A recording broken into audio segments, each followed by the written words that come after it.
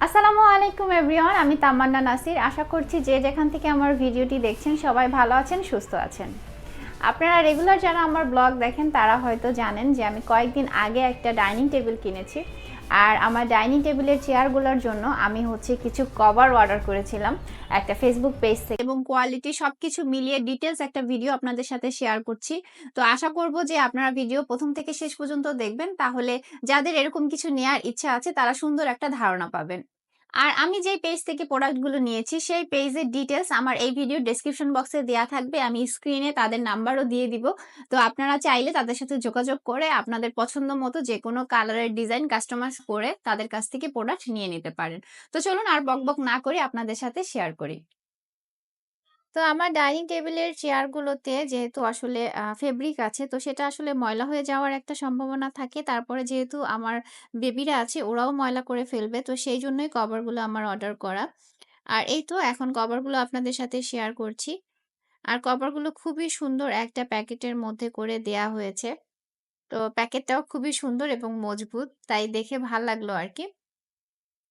তো একে আমি এখন কভারগুলো বের করে নিচ্ছি। আর আপনারা চাইলে কিন্তু পিস হিসেবেও সিঙ্গেল ভাবেও কভার নিতে পারবেন, যেই কয়টা আপনাদের প্রয়োজন। তো আমার টোটাল গিয়ে চেয়ারের জন্য আমি ৬ টা কভার নিয়েছি এখানে। তো একেকটা কভারের পিস গিয়ে ৳৫০০ করে। তার মানে ৬ টা কভারের প্রাইস চলে আসে গিয়ে ৳৩,০০০। তো টোটাল এই কভারগুলোর প্রাইসের সাথে আমাকে আলাদা করে ডেলিভারি চার্জও দিতে হয়েছে। আর তারা সারা বাংলাদেশে গিয়ে ক্যাশ অন ডেলিভারিতে সাধারণত দিয়ে থাকে। তো যাই হোক, এবার একটা কভার আপনাদেরকে খুলে দেখাচ্ছি। আর এই কভারগুলোকে তুর্কিশ কভার বলা হয়ে থাকে। কারণ ফেব্রিকটা তুর্কি থেকেই আনা হয়। তো যাই হোক, আর ভেতরে খুব ভারী একটা ইলাস্টিক দেয়া আছে, যেটার কোয়ালিটি খুবই ভালো। আমি এইজন্য আপনাদেরকে ডিটেইলসে একটু দেখালাম। আর সাথে একটা ফিতাও দেয়া আছে, যেটা দিয়ে চেয়ারের ব্যাক সাইডে আপনারা বেঁধে রাখতে পারবেন যাতে কভারটা খুলে না আসে। আর কাপড়টা অনেকটাই স্টিচ থাকে। আর এই কাপড়টা স্টিচ হওয়ার কারণে খুব সহজেই চেয়ারের সাথে এটা লাগানো যায়। আর এখানে আসলে কাপড়ের রিয়েল কালারটা আসতেছে না। আমি কয়েকটা ছবি এড করে দিব। ছবি দেখলে আপনারা রিয়েল কালারটা বুঝতে পারবেন। তো এখানে কালারটা অনেকটাই ফেড হয়ে যাচ্ছে। কিছুটা বোঝা যাচ্ছে, আবার মাঝে বোঝা যাচ্ছে না। বুঝতেছি না কেন? তো যাই হোক, আমার চেয়ারে যেহেতু আসলে বসার সাইডটা মানে ব্যাক সাইডটায়ও সুন্দর একটা ডিজাইন আছে। তো ডিজাইন বেশি থাকলে যেটা হয় ওটা ময়লা হয়ে যায়। যার কারণে কভার থাকলে আমার রেগুলার আসলে এটা পরিষ্কার করতে হবে না। একদিক থেকে ভালো হবে। কয়েকদিন পর আমি কভারটা ওয়াশ করে নিতে পারবো। আর সিটের মধ্যে অলরেডি আমি নতুন যেদিন চেয়ার এনেছি ঐদিনই আফিফ একটা দাগ দিয়ে দিয়েছে।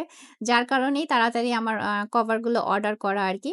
আর এখন আমি কভারটা চেয়ারে লাগিয়ে নিচ্ছি। যদিও এটা খুবই সহজ, তারপরেও আমি যেহেতু ভিডিওতে আপনাদেরকে দেখাচ্ছি, যার কারণে ডিটেইলসে একটু দেখিয়ে দিলাম যে কত ইজি ভাবেই আপনারা এই কভারগুলো লাগিয়ে ফেলতে পারেন।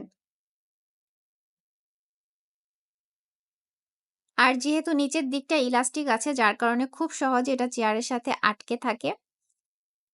আর এটা খুলে ফেলা এবং ওয়াশ করাটাও খুবই ইজি হবে আমার মনে হচ্ছে।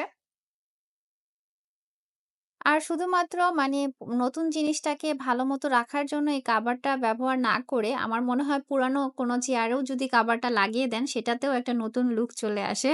আর ভালোই লাগে দেখতে। আর কাপড়টা খুবই গ্লেজি, যার কারণে ক্যামেরায় ওভাবে বোঝা যাচ্ছে না, বাট খুবই গ্লেজি, সরাসরি দেখলে ওটা ভালো বোঝা যায়। তো যাই হোক, আমি এখন ফিতাটা লাগিয়ে নিচ্ছি ব্যাক সাইডে। এটা না লাগালেও চেয়ারটায় খুব সুন্দরভাবে কভারটা লেগে আছে। বাট তারপরেও এটা লাগিয়ে দিলে দেখতে যেমন সুন্দর লাগে, আর এটা একদম ফিক্সড হয়ে বসে থাকে আর খুলে যাওয়ার সম্ভাবনা থাকে না। তো লাগানোর পরে ফাইনাল গিয়ে এরকম দেখা যাচ্ছে। এখানে কিছুটা রিয়েল কালার এসেছে আরকি।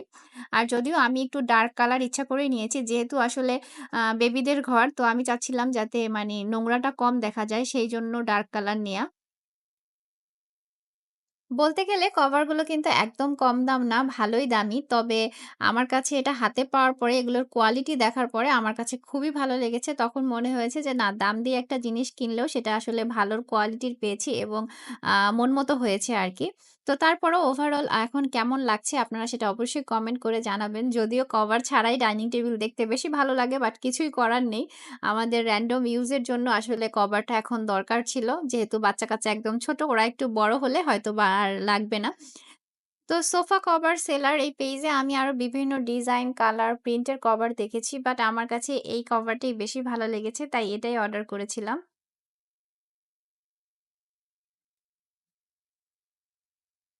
তো আমি আজকের ভিডিওতে চেষ্টা করেছি যতটা ডিটেইলস এ সম্ভব আপনাদেরকে কভারটা দেখিয়ে সেটার ডিটেইলস একটা রিভিউ দেওয়ার জন্য।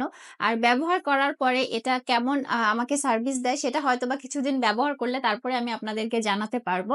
তো যাই হোক যদি আপনাদের আজকের এই ভিডিও কিছুটা হলেও উপকারে আসে এবং ভালো লাগে মনে হয় তাহলে ভিডিওটা অবশ্যই শেয়ার করে দিবেন, একটা লাইক করে দিবেন।